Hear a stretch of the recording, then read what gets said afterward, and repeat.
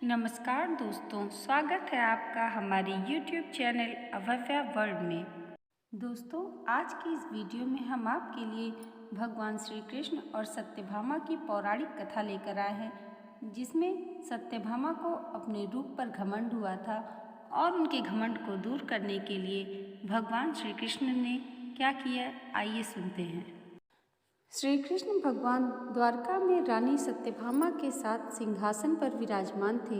निकट ही गरुड़ और सुदर्शन चक्र भी बैठे हुए थे। तीनों के चेहरे पर दिव्य तेज झलक रहा था। बातों ही बातों में रानी सत्यभामा ने श्री कृष्ण से पूछा कि हे प्रभु, आपने त्रेता युग में राम के रूप में अवतार लिया था। सीता आपकी पत्नी थी, क्या वे मुझसे भी ज़्यादा सुंदर थीं?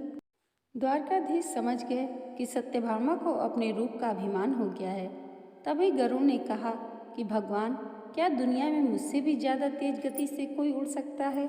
इधर सुदर्शन चक्र से भी रहा नहीं गया और वे भी कह उठे कि भगवान, मैंने बड़े बड़े युद्धों में आपको विजयश्री दिलवाई है, क्या संसार में मुझसे भी शक्तिशाली कोई है? भगवान मन ही मन मुस्कुरा रहे थे। वे जान रहे थे कि उनके इन तीनों भक्तों को अहंकार हो गया है और इनका अहंकार नष्ट करने का समय आ गया है। ऐसा सोचकर उन्होंने गरुड़ से कहा कि हे गरुड़, तुम हनुमान के पास जाओ और कहना कि भगवान राम माता सीता के साथ उनकी प्रतीक्षा कर रहे हैं। गरुड़ भगवान की आज्ञा लेकर हनुमान को लाने चले गए। इधर श्री कृष्ण ने सत्यभामा से कहा कि देवी, आप सीता के रूप में तैयार हो जाइए, और स्वयं द्वारकाधीश ने राम का रूप धारण कर लिया। मधुसूदन ने सुदर्शन चक्र को आज्ञा देते हुए कहा कि तुम महल के प्रवेश द्वार पर पहरा दो और ध्यान रहे कि मेरी आज्ञा के बिना महल में कोई प्रवेश न करे। भगवान की आज्ञा पाकर चक्र महल के प्रवेश द्वार पर तैनात हो गए। गरुड़ ने हनुमान जी के पास पहुंचकर कहा कि हे वानर श्रेष्ठ, भगवान राम माता सीता के साथ द्वारका में आपसे मिलने के लिए प्रतीक्षा कर रहे हैं। आप मेरे साथ चलें, मैं आपको अपनी पीठ पर बैठाकर शीघ्र ही वहां ले जाऊंगा। हनुमान जी ने विनयपूर्वक गरुड़ से कहा, आप चलिए, मैं आता हूँ। गरुड़ ने सोचा, पता नहीं यह बूढ़ा बानर कब पहुँचेगा। खैर, मैं भगवान के पास चलता हूँ। यह सोचकर गरुड़ शीघ्र ही द्वारका की ओर उड़े।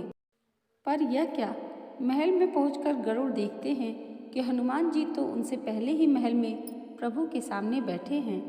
गरुड़ का सिर लज्जा से झुक गया।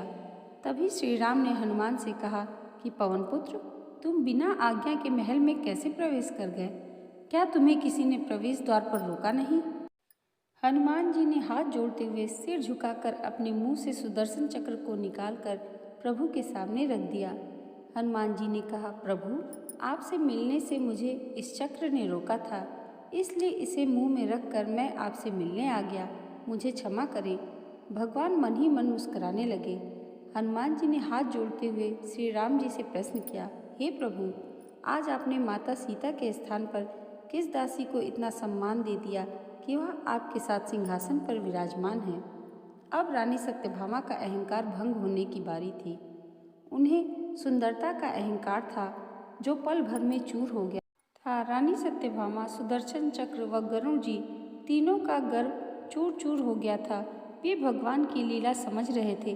तीनों की आंखों से आंसू बहने लगे और वे भगवान के चरणों में झुक गए।